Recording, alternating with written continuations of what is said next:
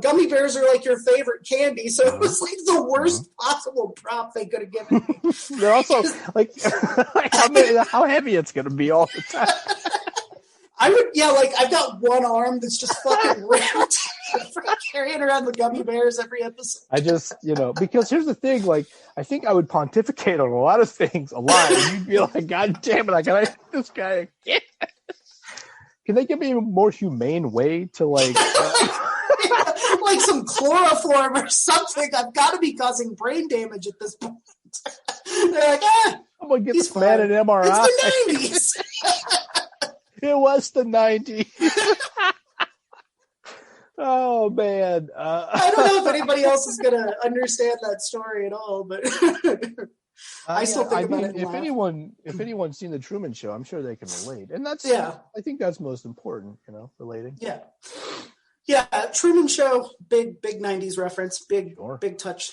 I've only seen it the one time, actually. Really? I saw it when it came out in theaters, and I was like, cool. And then, like, never again. Not like anti, but it's just never. It's kind of the same way I've never seen Inherent Vice, right? Like, just never.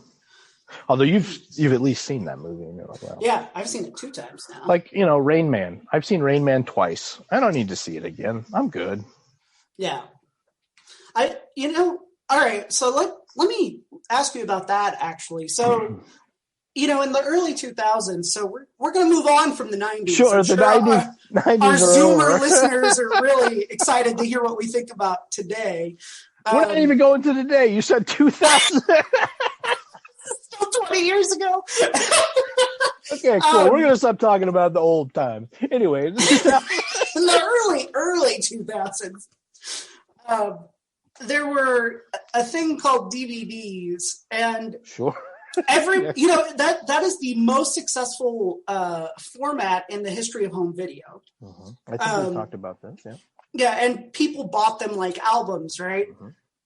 With this assumption that you were just going to watch your favorite movies, and we did. I remember you once telling me on a Monday morning that you basically had like, it was either Magnolia or Chasing Amy running, like you'd used the repeat function on your player, and it was just running the movie all the time for like 2 days. But that was the 2000s, man. Well, you didn't have Netflix, right? Yeah. Now you literally never have to watch the same thing twice if you don't want to. Yeah, that's true. But like, I also still do come back to a lot of things. I watch a lot. I comfort watch a lot of things. Yeah, and I think a lot of people do. But I guess what I'm thinking of is in the specific example I can actually think of is I remember when they finally put the Mighty Ducks movies on DVD. Our friend Sergio, went and bought them like that day, and I don't think he ever watched them. And I think a lot of us got to that point where like it was like, oh, this is coming out, I got to check this out, or I got to add this, and you start to realize like, oh, not everything needs to come with me through every file format through all of history. So I guess my question was like, are there things that were really big for you when you were younger that you think you probably will never watch again, or I don't want to say aren't making a priority of, because sometimes you just wander into something, but things that you think you've definitely left behind. And I'm thinking specifically of like movies, but if you want to do TV shows too, what are you thinking? That's what I'm trying to figure out is, like I'm still watching Star Wars pretty regularly. I'm still watching the Marvel movies, even the DC stuff. I'm trying to think of, I haven't watched the Mighty Ducks movies in 20 years or something. I haven't seen them since VHS, but I remember them. I have very strong vivid memories of them. I like them. Remember I told you I tried to get my wife to fucking watch them. So I'm here, man. Fucking Flying V, let's do it. Like,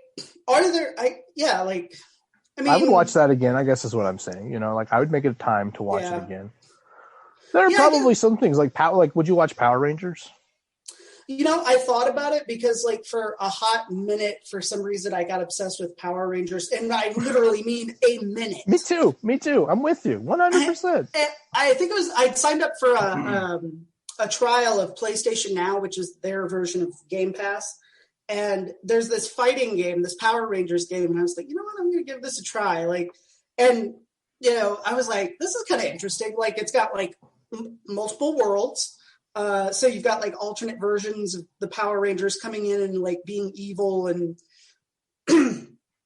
doing all sorts of stuff that would have been really cool to do on the TV show, this TV show that clearly. And so I actually started to look and I was like, okay, well, where could I watch it if I wanted to? And I saw it was on Netflix and I was like, I'm not going to do this. I remember this well enough to know. Yeah, same. I agree with that. I almost feel for me like it's Saved by the Bell. Yep. But now that the Peacock thing is out, and I kind of want to watch it, but like I don't really want to watch it. I haven't made time to watch it, and I did just get Peacock because WrestleMania is literally tomorrow and the next day. So like, but like the thing is with the pandemic, I haven't even watched it all year. That's another thing that fucking COVID has robbed of me. My love of professional wrestling. Really? Just also school. I don't have a lot crowds. of time. Yeah, the crowds really bums me out. Although I think in Japan they have crowds now because Japan was smart. They actually handled it correctly, or more correctly than we did. Because the thing is, no one knew what the fuck they were doing. Right? It's a fucking novel coronavirus for that reason. No one knows what it is. They're like, oh, cool. It's new. We don't know shit about this. Like I was explaining to my wife, like that's how science works, right? And she's like 100%. Like like you get new information, you go, oh shit, yeah, that doesn't check out anymore. Like, right. Yeah, it's nice when you can actually change course based on new information. That's a good thing to be able to do. Utterly human. Yes. Yeah, I'm trying to think of stuff. And I feel like I may have led us down a dead end because you were talking about Rain Man, and I could see a version of myself. So there was a point where, like, if I thought saw about watching Rain Man. I hovered over it one time, and I was like, I'm fucking nothing else to do. It's fucking 10 o'clock at night. I'm not fucking tired. I'll watch Rain Man. And then I didn't. Okay. Yeah, there's actually a lot of stuff that I probably... The Godfather? I don't know that I need to see The Godfather again. Yeah, I haven't watched that one in a long time. I used to love that movie. I mean, I think I would watch it again if I was with somebody who wanted to, but I don't know if I would just fire it up by myself. Like, it would have to be an event. It wouldn't be like I fucking need something to do for a little while. I'm going to fucking turn on The Godfather. Although it is a great movie for that because it feels kind of like a hangout. That's fair. I don't know. I'm going to watch Mighty Ducks and fucking Godfather now. And Inherent Vice. That's going to be your whole weekend. Well, I think the thing is for me, I've been like on my lunch break, like making time to be like, I just need to decompress for like 30 minutes. I like set up my phone over here on my workstation where I'm at, and I fucking just watch Netflix and fucking eat lunch. Just like you're at work. Yeah, kind of. Yeah. Except I also go, do my garden and stuff like that. Yeah. I've started, 2 weeks after I get my second shot, I'm going back into the office pretty much permanently. But I've gotten into the habit of basically like eating my lunch really fast and then taking an hour-long nap in my bed. Yeah, I do like other things on my lunch. I'm like, I got fucking other things to do. Like, I want to relax, or I'm gonna, Instead of, and it really changes the way the lunch hour feels at home because it. What were those Latin American countries like? Come on, man. Siesta, yeah. They're on it, man. Like, you don't want this? Come on, man. I want more of this in America. As soon as I heard about that, I was like, we need to import that shit now. Now! Like in junior high, I was like, siesta now. I was leading marches. Right. Like, nobody else would. It's like that transition when you're a kid, when you're like, at least for me. I fucking hate naps. Like, naps are for the fucking week. And then, I will go no further than this body can carry me. I will go until I drop. It kind of feels like my life did that like a couple of ways. Like, because in junior high, I really did. I was like, you know what? I need like a nap, man. I'm fucking tired. And I would come home, take a nap, and then I would be fine. But then like in the 2000s, in the 90s, I was like, I need 3 hours of sleep, baby. Let's fucking go. And now I'm back to, a nap at lunch would be nice. Yeah, I literally build my days around napping, like on the weekends and stuff. It's like I have to make We need to make a cartoon about this. About how I plan my day. Yeah. Anyway. I mean, I really do. Like, I wake up and I'm like, okay, if I'm going to nap, it needs to be, because it needs to be in the afternoon because I don't want to feel like a piece of shit waking up from a nap at 7 p.m. You're like, what is this life? What am I? Yeah, that's the thing. The knife is a double-edged sword. If I do it at the wrong time, I wake up depressed as fuck. I'm angry. I'm disoriented. Sweaty, confused, ready to put a gun in my mouth. It's like, what happened during that nap? I felt pretty good when I laid down. I was excited about sleep. Those naps, you just... So napping is a hell of a drug, too. I can't believe parents let their kids do this. It's like as dangerous as football. Well, but... They're going to wake up suicidal.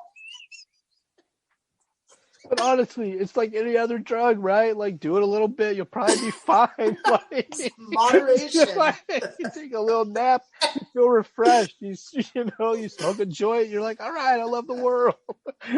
But like you fucking mainline and fucking exercise, like shit's gonna go fucking crazy, man. It's gonna go pear-shaped pretty quick. Naps can get out of hand. Yeah, exactly. You wake up and you're like, what have I done with my life? Right, and that's why I have to plan my day. Oh my god! And I mean, you can ask Sergio because he and I will play a game online or record something, and he'll be like, "I will make you, be like, what time are you thinking of doing this?" So I can plan my nap around it. Basically, that's how much I love napping, and it's been this way for years. I don't think it's a function of depression. I think I just like sleeping. I like naps, man.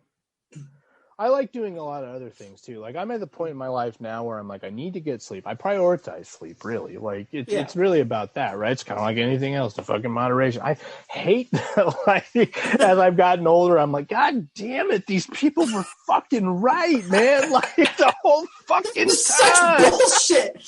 Who are the assholes who spoke this reality into being? I want a word. Where are the fucking two Seans and Daryls who made this our reality? Instead of letting us have infinite energy all the time and mainlining pleasure didn't lead to suicidal depression. Where's that superhero? Oh, man. Anyway... I don't know that you can really end on a better note than that. Okay, we really kind of wrapped it up there. Oh my God, this has been such a fun episode for me. Yeah. All right, well, that's been Dillion Panther football for this week. I'm Coach Eric Taylor. We pulled out the win. We're going to state. Fucking Jason Street's paralyzed. We're fucking going to state.